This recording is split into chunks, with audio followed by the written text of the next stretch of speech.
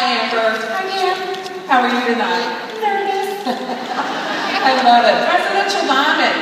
Yay. Do we stand up a little bit taller? Yes, and I wish people would salute me, but no one does. All right, let's all salute Amber.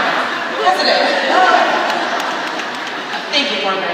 All right, so Amber, prior to It Works, what were you doing? I was a nanny, and I worked approximately 3 to 4 hours a day, 3 to 4 days a week, and I made teacher salary. And then I spent a lot of time watching like Law and Order and Harry Potter and reading Sudoku. All right, so how did you discover us? My sister, Ashley Sinclair, she called me and she was like, oh my God, you're not gonna believe it. Okay, she doesn't talk like that, but she was like, you're gonna lose 1 million tightening, toning, and firmings, and then you're also going to make $1 million. And I was like, ugh, I just have so much going on. I can't be doing all that. Yeah, you had a lot of I did. My T-bone was really backed up, and this is really cramping my style. But I went out and visited her, and I put the wrap on, and I was like, I saw a good difference the next morning, and I was going to be a loyal because I was like terrified. I can't sell it. I can't do that.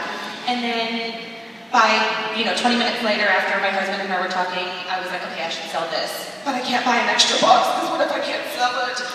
And so I signed up. I posted one comment on my Facebook page, and I was rapping every day for the next like 18 years. That's what happens with that crazy rap thing, isn't it? You've got a really cool story here. You very quickly rose to the top, Presidential Diamond, and then you kind of stopped. What happened?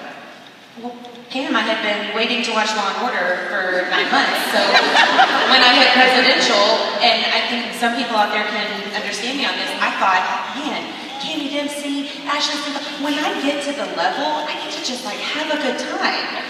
And I did. I got manicures, I went to lunch with my friends, I got massages, and I made sure there was nothing on my TiVo.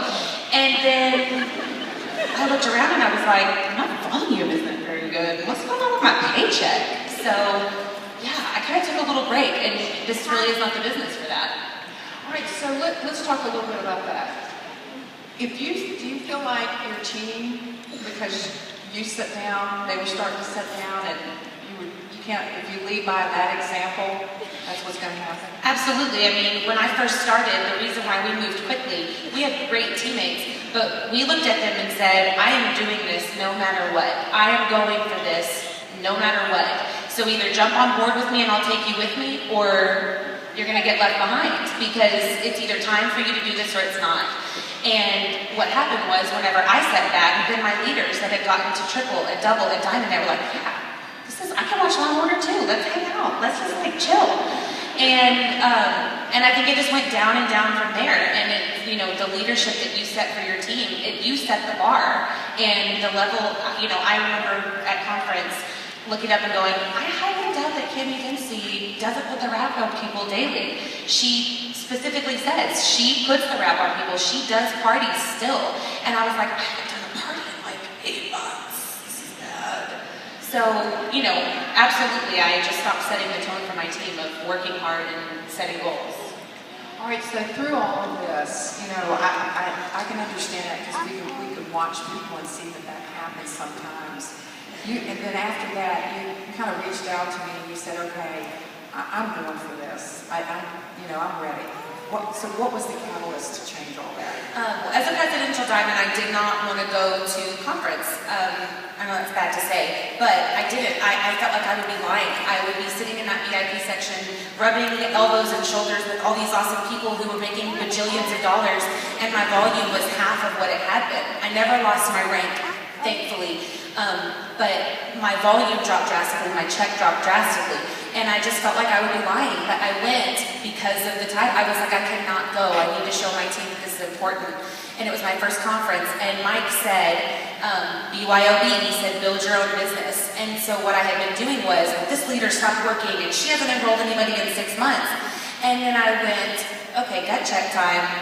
when was my last enrollment? When was the last time I worked the steps to success? When was the last time that I did a party, did an event, did a show? I mean, when I first started, I signed up for beach shows. They didn't let me in, but I was like, I would sign up for anything. And I was like, I needed that fire back of, this isn't about getting leaders that will work so that I can sit back. This is about me leading my team and being in charge of my own business and my own paycheck.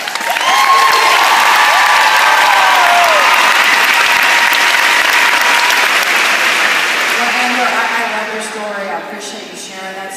It's brutally honest, and I'm thankful for it. So thank you for being up here with us today.